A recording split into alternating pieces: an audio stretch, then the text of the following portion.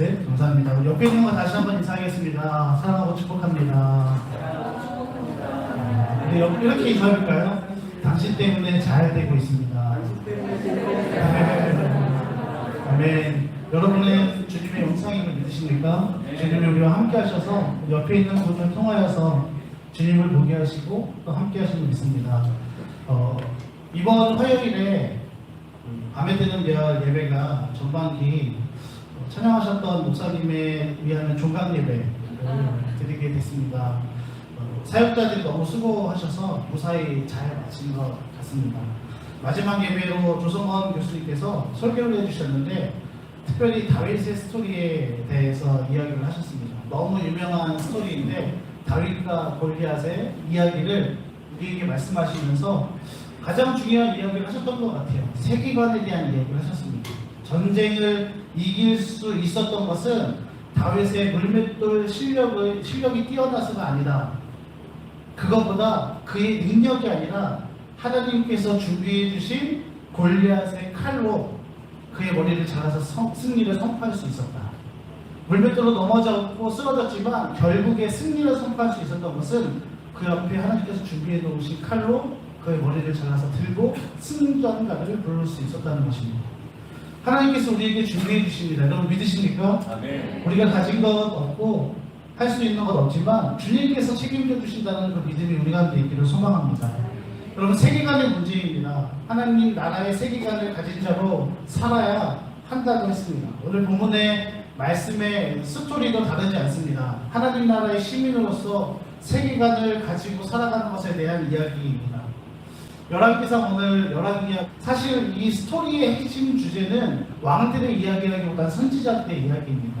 선지자들이 각각 하나님께서 말씀을 하신 것을 각 왕들에게 나라에 선포할 때 그 말씀을 잘 따르느냐 따르지 않느냐, 이 왕은 어떻게 했고 이 왕은 어떻게 했는지, 그래서 어떻게 하나님 편에 선 자는 어떻게 됐고 하나님 편에 서지 않은 왕은 어떤 결말을 가져왔는지가 열왕기상과 열왕기하의 말씀입니다.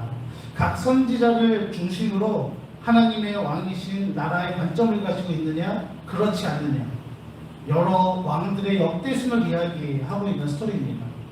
또한 세계관의 문제입니다. 이 땅의 세계관을 가질 것인가 하나님 나라의 세계관을 가질 것인가의 문제입니다. 여러분 하나님 나라의 세계관을 가지고 이 땅 가운데 살아가고 계십니까? 하나님 나라의 시민으로 살아가는 사람은 여러분 절대 쓰러지지 않습니다.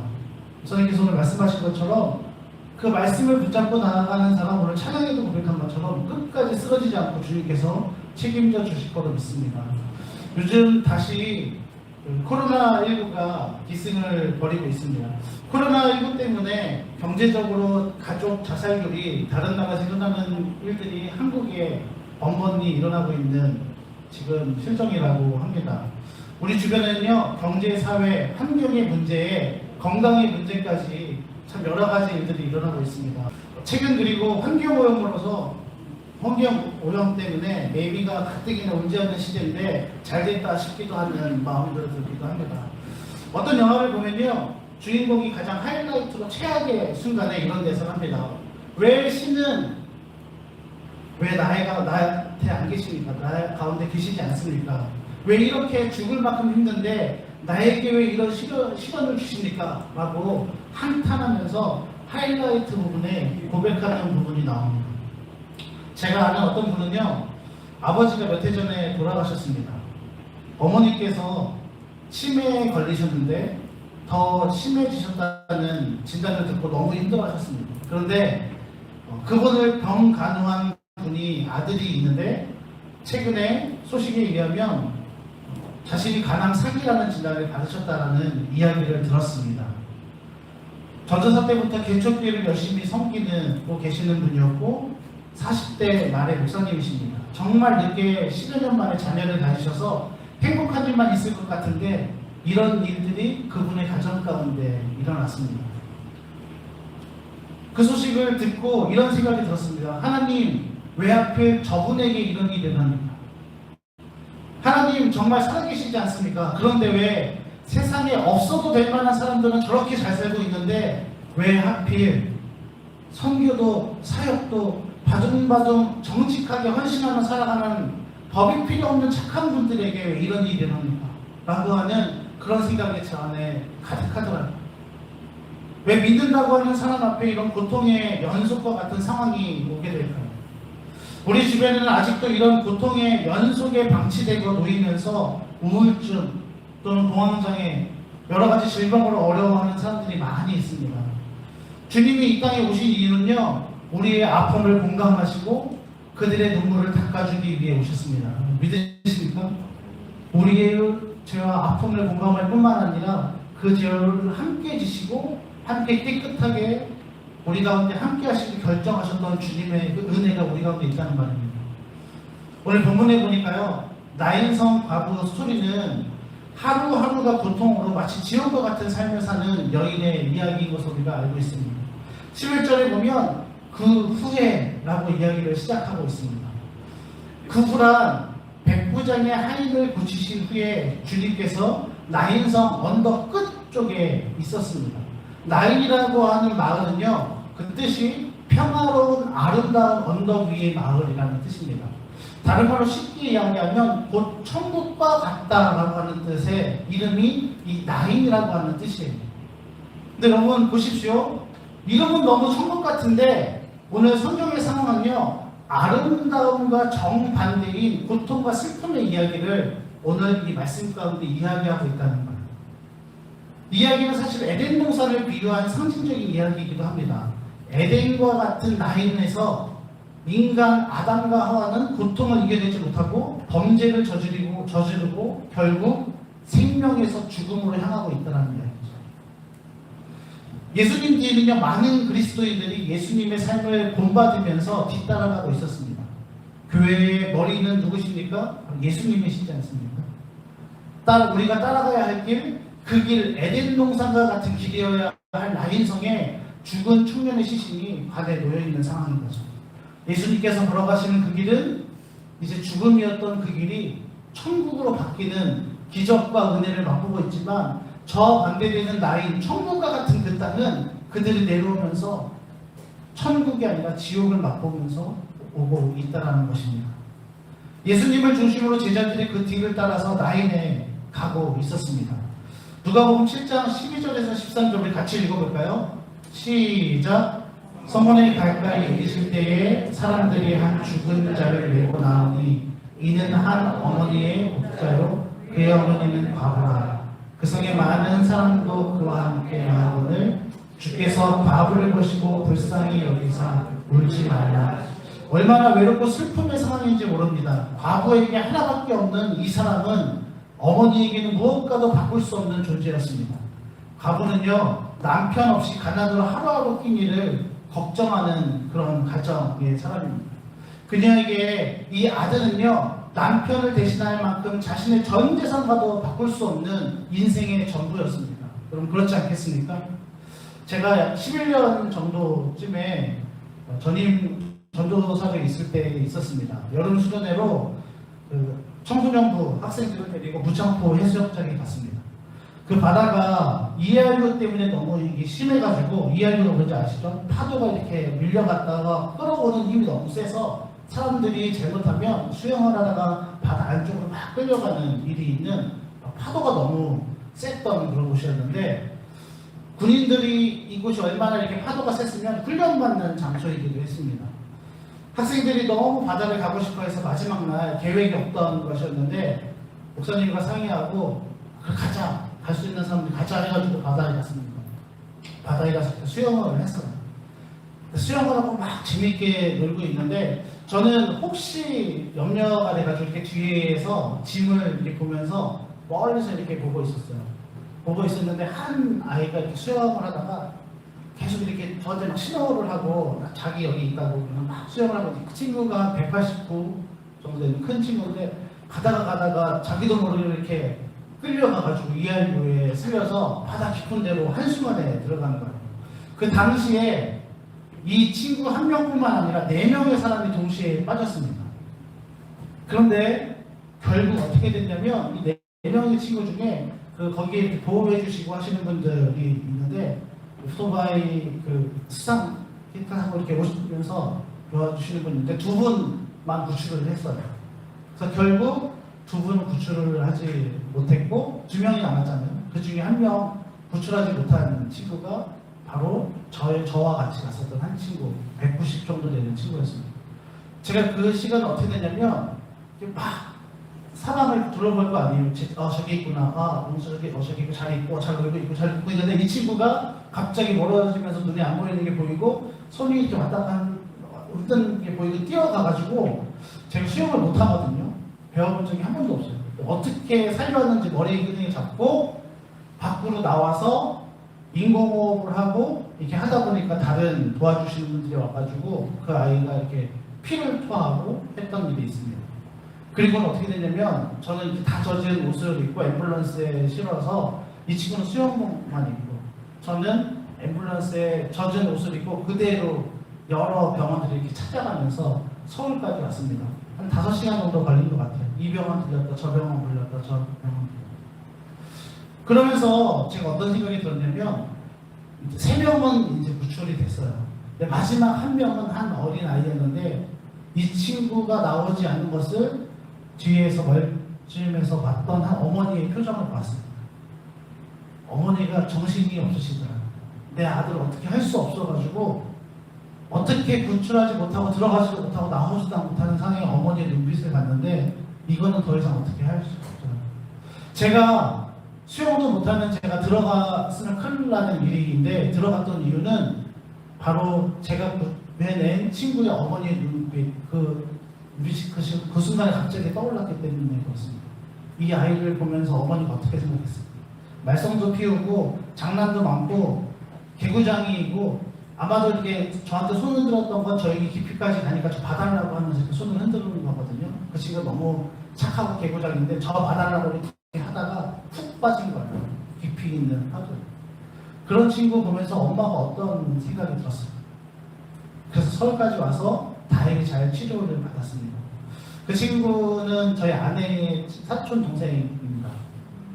네, 구출하는 중간에 있던 그 기간에 아내랑 데이트가 아니라 소개팅하고 이제 2번 막 만나고 있는 시점이었거든요. 근데 그 사건이 일어나는 거예요. 그것 때문에 결혼했는지 안 했는지 저도 잘 모르겠지만 그 사건으로 그 친구가 좀 더 가족과 신뢰를 쌓는 기간이 되었습니다. 여러분, 이 일을 겪고 있는 중에 순간적으로 하나님 왜 이런 일이 저에게 일어납니까? 제가 뭐 잘못한 게 있으니까 교회를 열심히 다니고 열심히 신앙생활도 했고 이번 수련회 너무 잘했다고 그러는데 칭찬도 받고 찬조금도 많이 받고 학생 수도 3배나 늘어났고 그런데 왜 이런 고난이 저에게 일어납니까? 라는 생각이 들더라고요. 오늘 본문도 아들이 이미 죽었습니다. 그리고 사람들은 죽은 자녀의 관을 내고 밖으로 나오는 길에 예수님과 마주쳤습니다. 목숨까지도 바꿀 수 있는 귀한 자녀인데 더 이상 인간적으로 방법을 어떠한 방법도 알 수 없기 때문에 정말 고통의 시간이었습니다. 다음 세대가 여러분 죽어가고 있습니다. 우리가 해야 할 일은 무엇일까요? 말씀에 보면 그 찰나에 예수님을 만나게 됩니다. 예수님이 다른 마을에서 여러 기적과 같은 일들을 하고 오고 있는 상황에 한 사람의 죽음과 맞닥뜨리고 있는 상황입니다. 여러분 잘 생각해 보십시오. 상황이 아이러니합니다. 예수님은 누군가를 살리는 기적을 행하셨고 주님과 함께 그 길은 생명의 길인데 같은 시간에 다른 한편은 함께하지 않았던 주님과 함께하지 않았던 것. 이것은 아름다운 마을이라고 하는 나인성이지만 죽음의 현장을 경험하고 있는 슬픔의 상황에 시신을 묻기 위해 가는 길입니다. 13절에 보니까 그래서 불쌍히 여기사라고 헬라어로 하면 스프랑 리조마이라고 하는 뜻이 있습니다. 이 뜻은 뭐냐면 예수님의 창자가 뒤틀리는 고통을 느꼈다는 뜻입니다. 여러분 예수님은요 이 과부를 처음 만났습니다. 하나님이시기에 그 사람을 마주친 것만으로도 무언가 상대방의 정보를 스크랩했다고 생각했는지 모르겠습니다. 그러나 주님이 이 사람에 대한 정보가 없었어요. 한 가지는 아셨어요. 세상을 잃은 고통과 좌절, 또 본인의 힘으로는 아무것도 할 수 없고 누군가를 붙잡을 힘조차 없는 상황이라는 것을 예수님은 아셨습니다. 여러분 오병이어 사건을 기억하십니까? 예수님은 사람들을 보니까 간절한 마음으로 예수님의 이야기를 듣기 원하는 그 무리들, 삶이 너무 고통스러워서 한치의 희망도 없이 작은 한 줄기 소망이라도 붙잡고 싶은 삶의 밑바닥인 사람들, 마지막이라는 마음으로 예수님이 오신다는 소식을 듣고 몰려온 자들 아닙니까? 그들에게 말씀을 전하실 때 창자가 끊어지는 마음이셨다라고 이야기하고 있습니다. 우리는 어떻습니까? 우리와 무관합니까? 지금도 나의 영적인 상황이 어떤지조차 몰라서 무뎌진 영적인 상태인 사람들이 우리 안에 있습니다. 그들은요, 그들을 주님은 불쌍히 여기신다고 했습니다. 바로 지금의 교회가 불쌍히 여김받는 상황이 아닐까 생각해 봅니다. 가난은요, 말기가 되어서야 증상이 나타납니다. 그 전에는 증상이 없어요. 이처럼 누군가 깨우쳐 알려주지 않으면 모르는 상태, 저는 이런 사람들을 신앙적으로 무뎌진 영적 공황 상태라고 부르고 있습니다. 한번 따라해볼까요? 무뎌진 영적 공황 상태. 여러분 스스로 한번 점검해 보십시오. 교회 열심히 다녔고 신앙생활도 열심히 하고 헌금도 열심히 하고 주일날 빠지지 않는데 혹시나 그럼에도 불구하고 어느새부턴가 나는 무뎌져 있지 않습니까? 거짓과 어둠을 보면서 그것에 대해서 반응하지 못하고 죄인들의 것에 그 죄에 대해서 반응하지 못하고 그저 흘러가는 대로 같이 흘러가는 세대. 무엇이 진실인지 알면서도 그 진실 앞에 이야기하지 못하고 어둠이 내 앞을 지나갈 때 어둠이라고 이야기하지 못하고 그저 피해가는 세대가 바로 우리의 교회는 아닙니까? 예수님 주변에 무리들 중에는요 율법학자도 있었고 사두개인들도 있었고 레위인들이 있었습니다. 예수님의 사역을 의심하여 쫓아다니다가 시기심을 가진 사람들도 있었고요.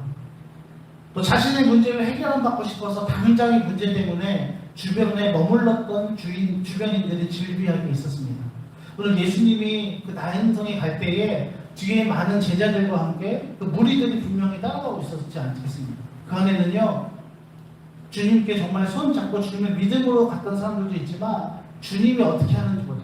예수 저 사람 어떻게 하는지 한번 보자. 나랑 뭐가 달라. 나의 제목은 내 문제는 어떻게 할 거야. 라고 하면서 저 사람처럼 따라해봐야지.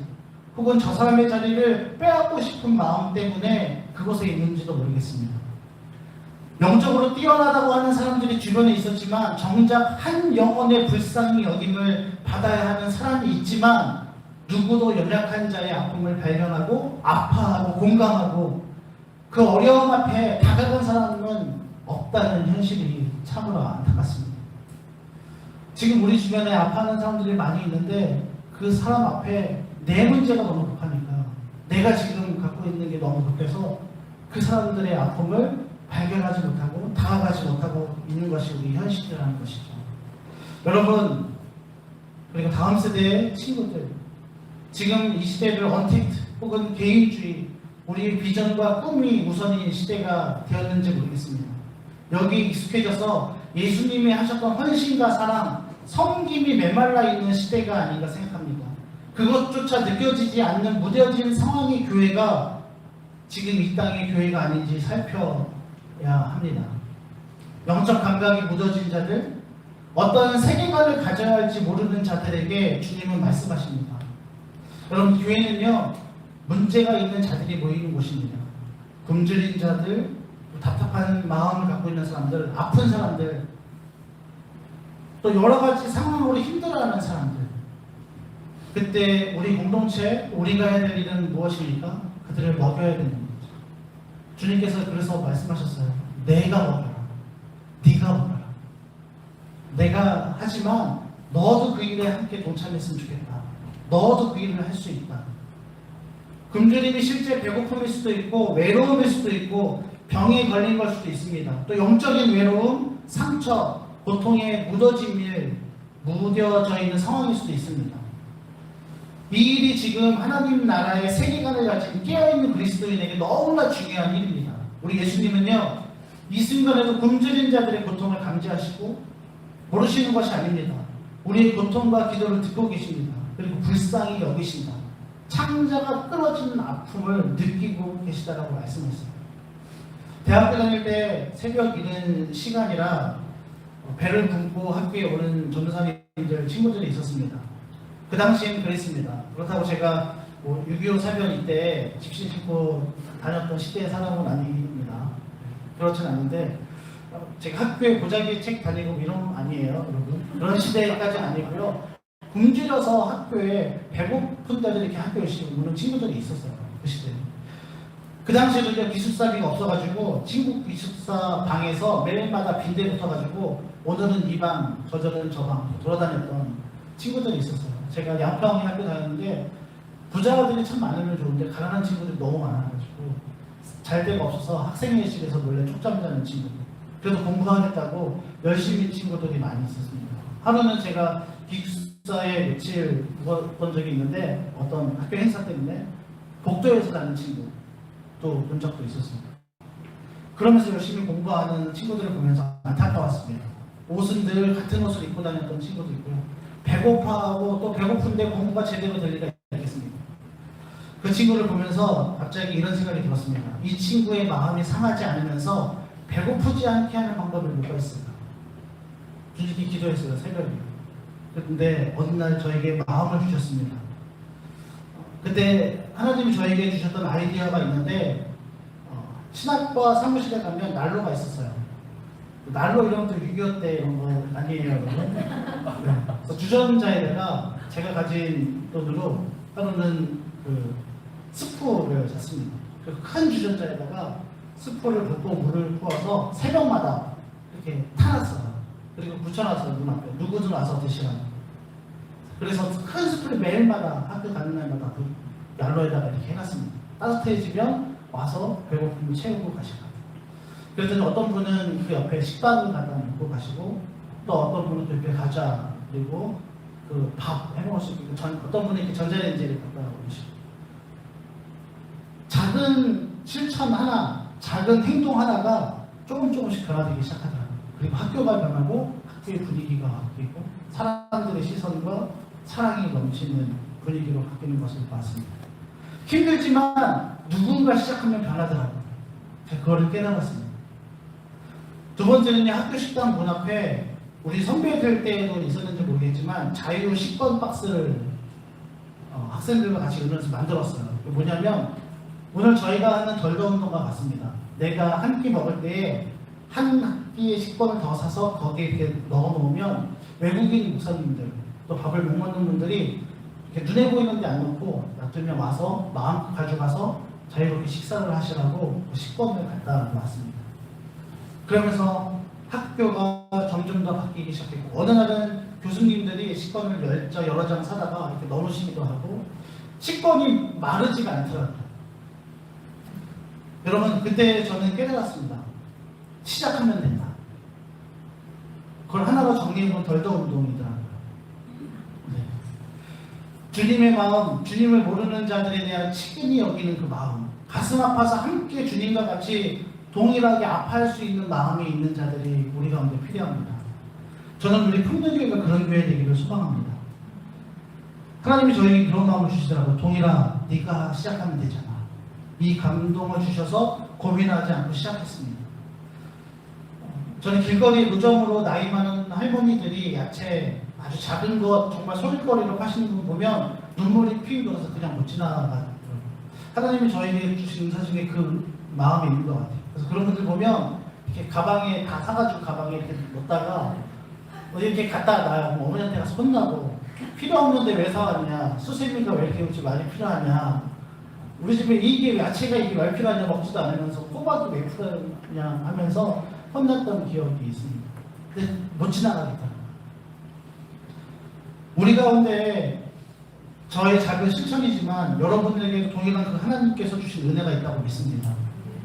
누가복음 7장 14절에서 16절 말씀이 있는데 우리 한번 읽어볼까요? 다 같이 시작. 가까이 가서 가까이 손을 대시니 인자들이 예수께서 이르시되 청년아 내가 네게 말하노니 일어나라. 죽었던 자가 일어나고 말도 하거늘 예수께서 그를 아버지께 주시니 모든 사람이 두려워하며 하나님께 영광을 돌리게 돼 큰 선지자가 우리 가운데 일어나셨다 하고 또 하나님께서 자기 백성을 돌보셨다. 아멘. 여러분, 직접 죽은 자에 관해 손을 대는 행동은요, 당시 율법을 어기는 엄청난 행동입니다. 율법의 논리라면요, 거룩한 것을 부정한 것에 손을 대면 둘 다 부정해집니다. 부정한 것을 만져서 부정해진 자는 유대인의 동네에 살 수 없었습니다. 예수님은 거룩하신 분이잖아요. 근데 이분이 몸소 실천하셔서 부정한 관에 손을 대셨어요. 그분의 마음은 대시지 않아도 될 만한 분이신데 스스로 부정을 선택하셨습니다. 왜요? 그래야지만 그가 살아나기 때문에.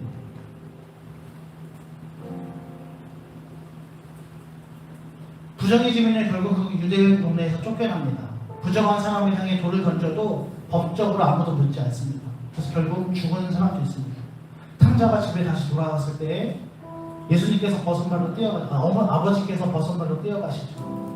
기뻐서 뛰어가신 것도 있겠지만 아버지가 안아주지 않으면 그 아들은 동네 사람들한테 돌에 맞아 죽었을지도 모릅니다.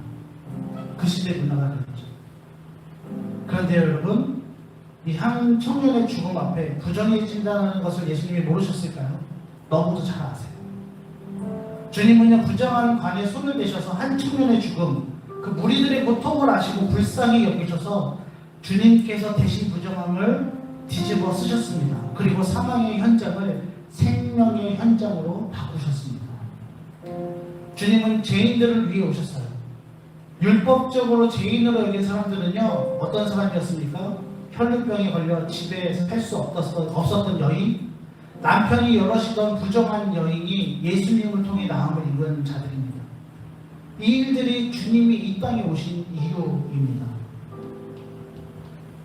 오늘 성경의 마지막에 16절에 보니까 이렇게 이야기해요. 큰 선지자가 우리 가운데 일어나셨다 하고, 동네 사람들은요, 예수님을 큰 선지자가 등장했다고 했습니다. 그들은 선지자는 사람을 살리는 능력이 있는 분이라 전에 내려오는 전설을 믿고 있었습니다. 근데 여러분, 중요한 건 뭡니까? 나인성 사건에는요, 오래전부터 전설이 있었어요. 우리가 아는 것처럼 오늘 성경 퀴즈에 나오는 그 사건입니다. 한 선지자가 이 과거를 이렇게 해서 회복시키는 장면이 나오잖아요. 그 사람들은요, 그 사건들을 이미 너무 잘 알았어요. 나인성은 수냄 지역에서 너무 가까운 지역이었습니다. 그래서 이 엘리사의 사건을 너무도 잘 알았던 사람들입니다. 그런데 그 사람들에게 직접 눈으로 그 사건이 일어나는 거예요. 눈으로 보니까 어땠겠어요? 정말 이 땅 가운데 하나님이 살아계시는 분, 우리를 일으킬 분이 오십니다. 그걸 생각하지 않겠습니까? 예수님의 핵심 가치는요, 누가복음 4장 18절입니다. 제가 읽어드릴게요. 주의 성령이 내게 임하셨으니 가난한 자에게 복음을 전하게 하시고 내게 기름을 부으시고 나를 보내서 포로된 자에게 자유를, 눈먼 자에게 다시 보게 함을 전파하게 하고 눌린 자를 자유롭게 하고. 이 사건이 예수님의 핵심 사건입니다. 핵심 가치입니다. 죽음으로 고통받는 자, 눈먼 병든 자, 메시아의 계심을 말씀으로 이루고 있습니다. 말씀을 좀 마치려고 합니다.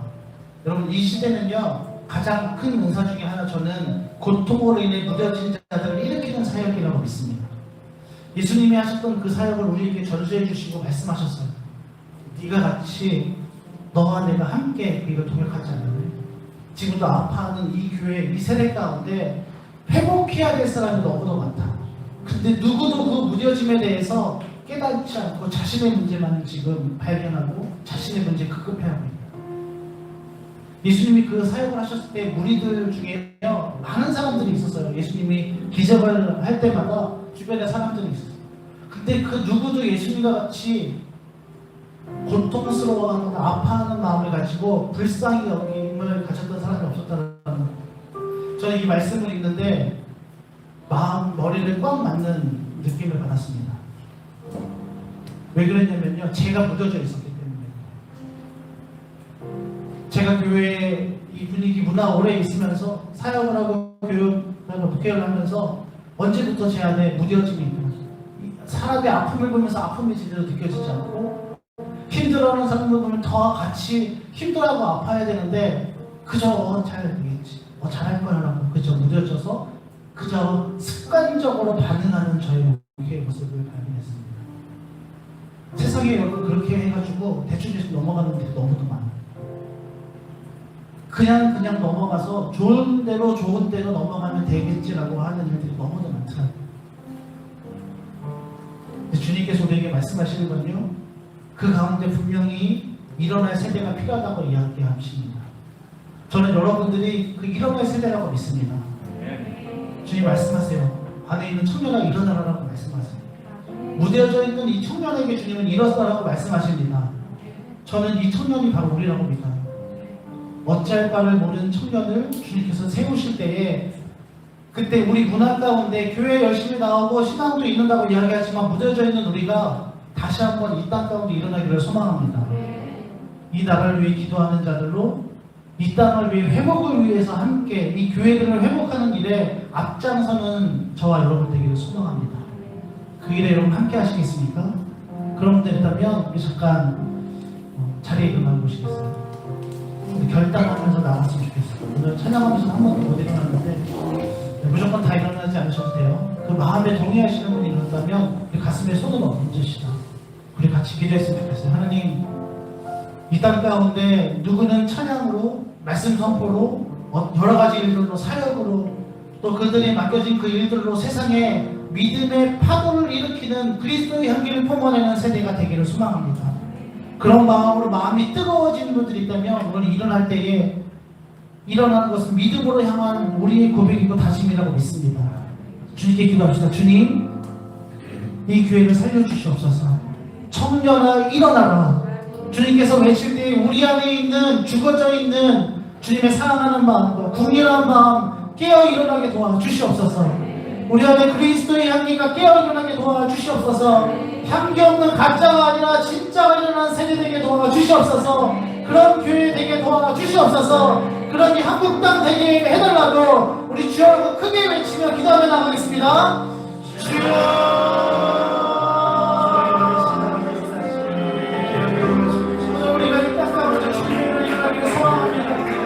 하나님 한국교회가 일어나게 도와주시옵소서. 하나님 아픔에서 일어날 것만 아니라 죽음에서 일어나는 세대가 되어 주시옵소서. 영적인 자유가 있는 세대가 일어나는 세대가 도와주시옵소서. 죽음 앞에 머물고 있는 자가 아니라 이 세상 앞에 일어나는 자들로 서게 도와주시옵소서.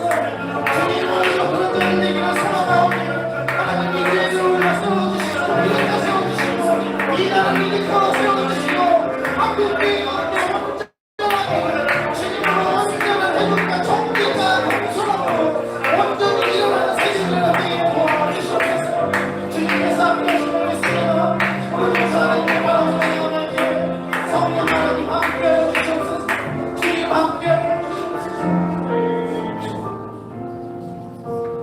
사랑의 주님, 오늘도 주님 앞에 서기를 소망합니다. 주님, 청년아 일어나라고 이야기하셨을 때 그들 무리들은 그 땅에 있는 한 청년이 그저 일어나는 것으로 끝나는 줄 알았습니다. 하지만 주님이 그 땅 가운데 외쳤던 것은 그 주변에 있는 무리들을 통하여서 죽어있는 영혼이 깨어 가난하고 열방과 긍휼함으로 또 온유함으로 온전한 그리스도의 사랑으로 일어나기를 소망함을 우리가 보았습니다. 하나님 이제 여기 머물지 않게 도와주시옵시고 함께하여 주시옵소서. 이 교회를 사용하시고 이 한국 땅에 회복이 일어나도록 우리 가운데 회복이 일어나도록 우리를 사용하시고 우리를 일으켜 세워주시옵소서. 감사드리며 예수님의 이름으로 기도합니다. 이제는 우리를 구원하시고 우리에게 말씀하셔서 우리를 일으켜 세우시는 우리 주 예수 그리스도의 은혜와 아버지 하나님의 극진하신 사랑하심과 성령님의 인도하심과 충만하심의 역사가 영적으로 무너지고 무뎌지고 넘어져 버린 이 시대 가운데 다시 하나님의 말씀 듣고 하나님의 눈으로 하나님의 마음을 품고 하나님이 원하시는 그 길을 향해 일어나기를 다짐하고 결단하는 믿음의 다음 세대들 머리 위에 열방의 선교지들의 선교사님들과 그곳에 있는 믿음의 백성들 머리 위에 지금부터 영원토록 함께 하시기를 간절히 축원하옵나이다.